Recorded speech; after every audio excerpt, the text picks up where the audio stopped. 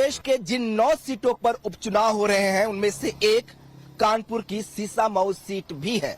यह seat Samajwadi party के विधायक इरफान सोलंकी को 7 साल से अधिक की सजा होने की वजह से खाली हुई है। लिहाजा समाजवादी पार्टी ने यहां से इरफान सोलंकी की पत्नी नसीम सोलंकी को अपना उम्मीदवार बनाया है, तो बीजेपी ने सुरेश अवस्थी को मौका दिया है।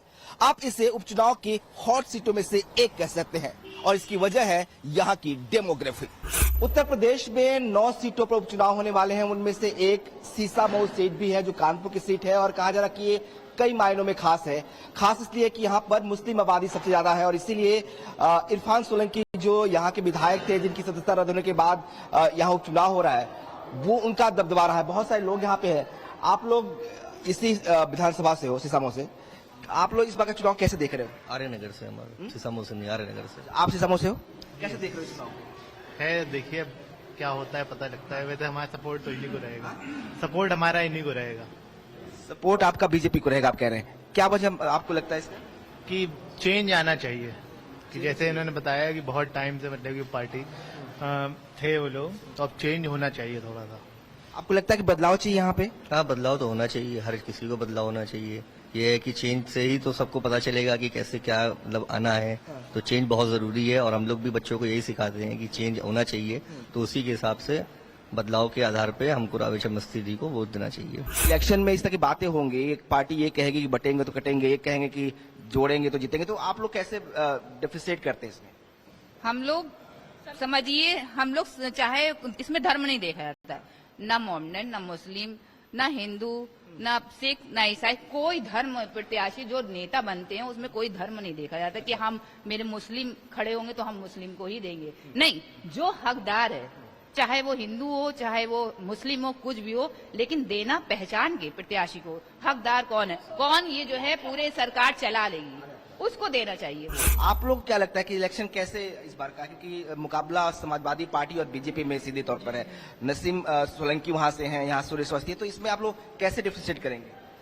हम लोग काम पे करेंगे। नसीम जी और इरफान सोलंकी कभी हमारे लिए किसी काम के लिए आए नहीं, न क्षेत्र में विकास किया उन्होंने। इवन कोई पर्सनली उनको जानता ही नहीं है। वो लोग ये जानते हैं कि उन्होंने गुंडाई कितनी करी है।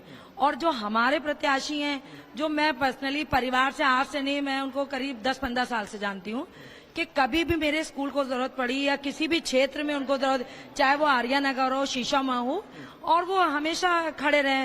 वो अपना एक भारतीय नागरिक होने के नाते अपना फर्ज अदा करते चले आ रहे हैं।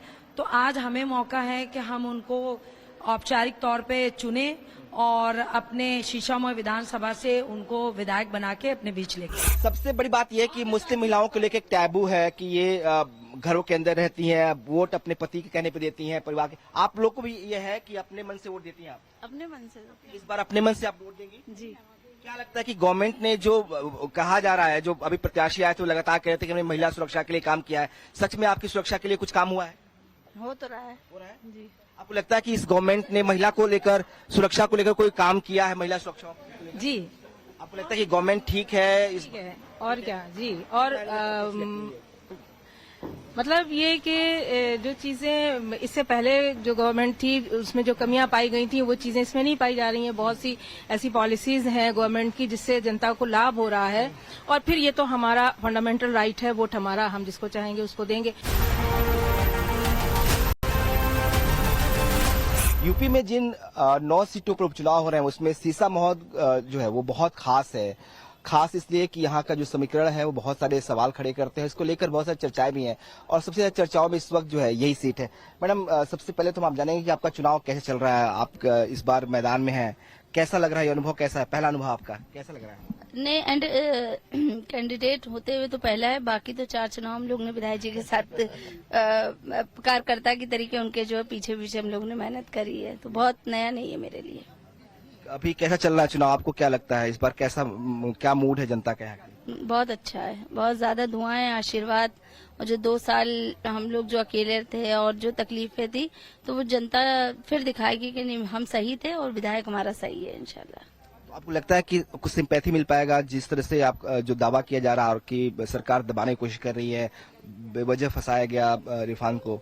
ये सिंपैथी भी और काम भी कराया है। 20 साल से 4 बार से तो विधायक जी थे उनके, उससे पहले पापा थे, तो काम भी हुआ, ऐसा नहीं है। सीसामऊ में कई जगह इन्होंने भी काम करा, तो उनके काम के भी बेसिस पे मिलेगा इंशाल्लाह। आपको क्या लगता है ये जो पोस्टर्स हम देख रहे हैं कि बीजेपी ने एक स्लोगन दिया, उसको काउंटर सपा की तरफ से किया गया, तमाम पोस्टर वहां से लगाए जा रहे हैं। आज कानपुर में इलेक्शन है इस इलाके में, यहाँ भी इस तरह के पोस्टर लगे हैं। देखिए, भारतीय जनता पार्टी कुछ नारे देती है और फिर वो नारे उन्हीं के लिए भारी पड़ जाते हैं। जैसे कि उन्होंने एक नारा दिया बेटी बचाओ, और उत्तर प्रदेश में ही सबसे ज्यादा बेटियों और महिलाओं के साथ बलात्कार और हत्या हो रही है, तो लोग अब कहने लगे हैं भाजपा से बेटी बचाओ। तो इसी तरह से ये नारा भी जो है लोग सोच रहे हैं भाई कौन बांट रहा है। बांटने का काम तो बीजेपी कर रही है, धर्म के नाम पर, जात के नाम पर, मतलब भाषा के नाम पर। कौन सा मुद्दा है जिस पर भाजपा जनता को विभाजित नहीं कर रही है? सबको विभाजित कर रही है, क्योंकि उसको मालूम है कि उसकी राजनीति केवल विभाजन और ध्रुवीकरण पे ही चल सकती है। हमारे साथ कानपुर और खासतौर पर सीसामऊ विधानसभा की बहुत सारी महिलाएं भी हैं। हम आपसे जानना समझना चाहेंगे कि अभी क्या माहौल है, किस तरह की बातें कैंडिडेट्स आ रहे हैं, आप लोग को बेच कर रहे हैं, दोनों कैंडिडेट्स आते होंगे, किसकी बात ज्यादा दमदार लग रही है, क्या आपको लग रहा है? देखिए, ये जो हमारी सीसामऊ विधानसभा है, इसके अभी 2 दिन पहले हमारे अवस्थी जी की भी यहाँ पर मीटिंग हुई थी, और आज इरफान सोलंकी की पत्नी भी आई हैं, और दोनों की बातचीत में जो हमने देखा कि वो एक महिला जो अपने सम्मान की लड़ाई लड़ रही है, और एक हमारे भाई साहब आए थे अवस्थी जी, उन्होंने भी जो सारी बातें करी, उससे मुझे कहीं ना कहीं ये लगा कि टक्कर कांटे की होने वाली है। कुछ भी जो भी निर्णय निकलेगा शायद काम के बेसिस पे निकलेगा। जिसने भी अच्छा काम किया है वो कैंडिडेट जीत के आए। मैडम, आपसे जानना चाहेंगे कि जो नसीम सोलंकी हैं, अपने पति इरफान सोलंकी की विरासत को संभाल रही हैं आगे, तो ये टैग जो उनके पति का है वही उन पर है या उनकी अपनी कोई पर्सनालिटी है जिसको आप लोग देख पा रहे हैं? देखिए, सच तो सामने आएगा ही, आज नहीं कल तो।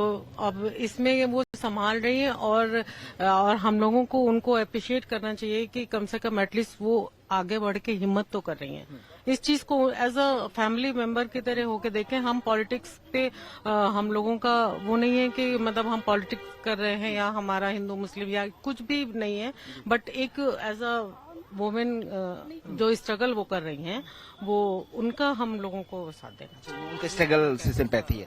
अच्छा, ये एक मामले में सिंपैथी है। हाँ, एक सवाल और है कि जो ये बटोगे तो कटोगे या फिर जुड़ेंगे तो जीतेंगे टाइप का जो नारे चल रहे हैं, दोनों पार्टियां सपा और बसपा लगा रहे हैं स्लोगन, इसका कोई इम्पैक्ट है क्या दिमाग में? नहीं, बिल्कुल नहीं। जनता सब समझती, क्योंकि देखिए, सब जानते सब हैं, समझते सब हैं, लेकिन अब चूंकि अब क्या बोले, इसके लिए अल्फाज नहीं है बस, लेकिन इसका मेरी समझ से तो कोई इम्पैक्ट नहीं है। और उसी बात कर लेते हैं कि कुछ क्या आप लोग क्या लगता है कि क्या है इस बार माहौल, मतलब आप बताओ क्या सोचती हो आप, कैसा इस बार का चुनाव है और क्या लगता है आपको, कोई इम्पैक्ट? आपकी महिलाओं की सुरक्षा को लेकर बहुत सारी बात होती है, तो कोई सुरक्षा को लेकर कोई? महिला इस देश में सुरक्षित नहीं है। ये तो इनकी जो सरकार है इसमें तो सुरक्षित बिल्कुल नहीं है महिला, लेकिन जो मतलब हम लोग सपोर्ट उनको करेंगे जो देश का भला करे, महिलाओं की सुरक्षा के बारे में सोचे। तो वो चाहे वो उनकी वाइफ हो इरफान सोलंकी की या सुरेश अवस्थी हो, इससे मुझे कोई लेना देना नहीं, बस देश के लिए बेहतरीन काम करे। इस पूरी चुनाव का रंग जो है चटक तब हुआ जब नसीम सोलंकी इसी मंदिर में पहुंची और बकायदा उन्होंने यहाँ पे जलाभिषेक किया। उनका वीडियो वायरल हुआ और उसके बाद से यह सीट अचानक चर्चाओं में आ गई। पूरी सियासत यहाँ की बदल गई, पूरी सियासत इसी के आसपास घूमने लगी। कहा यह गया कि नसीम सोलंकी जो है वो इस नवदेश्वर मंदिर पहुंची जिनका जो उद्धार था, जिसमें जीर्णोद्धार मंदिर का उनके पति ने कराया था, और यहाँ पे आकर बकायदा उन्होंने शिवलिंग पर जलाभिषेक किया। हालांकि इसके बाद जो है तमाम मौलानाओं ने उनके लिए फतवा भी जारी किया। वो कहती हैं कि वो हिंदू मुस्लिम सभी से बात करती हैं, वो मंदिरों में जाती हैं, मस्जिदों में जाती हैं, गुरुद्वारे में जाती हैं, उनके लिए सभी धर्म बराबर है। हालांकि उन्हीं के धर्म के गुरुओं ने, मौलानाओं ने उनके लिए बकायदा फतवा जारी किया। लेकिन अब सियासत पूरे सीसामऊ में इस बात को लेके हो रही है। हमारे साथ मंदिर के पंडित जी हैं। पंडित जी नमस्कार, क्या नाम है आपका? मेरा नाम मोहित मिश्रा है। मोहित जी, नसीम सोलंकी जो समाजवादी पार्टी के उम्मीदवार हैं, वो आई थी यहाँ पर, जलाभिषेक किया था, क्या हुआ था उस दिन? ऐसा है, देव दीपावली का दिन था जी, और वो शाम को 4-5 महिलाओं के साथ कब आई, ये ना तो हम लोगों को पता था, ना ही हमारी मंदिर कमेटी को पता था। यहाँ के जाने के बाद 2 दिन बाद एक फतवा जारी हुआ कि उनके मौलाना ने, किसी मौलाना ने उनके किया कि ये मंदिर जहाँ गई हैं ये नापाक हो गई हैं। अब ये कलमा पढ़ें तो भी ये दोबारा आए। तो हमारे कुछ भक्त थे जो मंदिर में आते हैं डेली, 50 साल से आ रहे हैं, कुछ बुजुर्ग भक्त थे, कुछ क्षेत्रीय भक्त थे। उन्होंने कहा ये तो मंदिर का अपमान कर रही हैं, और वो खुद भी कह रही कि वो हमारे बड़े बुजुर्ग हैं। उन्होंने कहा मैं ऐसा काम गलत दोबारा नहीं करूंगी। तो ये क्या जानबूझ के वोटरों के लिए किया था? ये मंदिर के पुजारी जी हैं जिनका कहना है कि एक बार सिर्फ वो मंदिर में आई थी, और उसी दिन जब उनका वीडियो वायरल हुआ था, जब उन्होंने जलाभिषेक किया था यहाँ पे, उससे पहले कभी नहीं आई। उनके पति जो विधायक थे इरफान सोलंकी, वो जरूर आते थे लेकिन मंदिर प्रांगण में रहते थे, मंदिर के अंदर वो दाखिल नहीं होते थे। और इसीलिए जब इस बार नसीम सोलंकी यहाँ पहुंची है तो उसको लेकर विवाद हो रहा है। उनके मौलाना ही साफ कह रहे हैं कि ये इस्लाम के खिलाफ है, उनके खिलाफ बाकायदा फतवा भी जारी किया गया। सीसामऊ की लड़ाई बेहद दिलचस्प है। यहाँ पर सीधी टक्कर समाजवादी पार्टी और बीजेपी के बीच दिखाई दे रही है। समाजवादी पार्टी अपने पीडीए यानी पिछड़ा, दलित और अल्पसंख्यक को लेकर आगे बढ़ रही है, तो वहीं बीजेपी बटोगे तो कटोगे के नारे के साथ आगे बढ़ती हुई दिखाई दे रही है। दोनों अपनी जीत को लेकर आश्वस्त हैं, फैसला जनता को करना है। कैमरा पर्सन कफील अहमद के साथ विनोद मिश्रा, टाइम्स ऑफ भारत, कानपुर।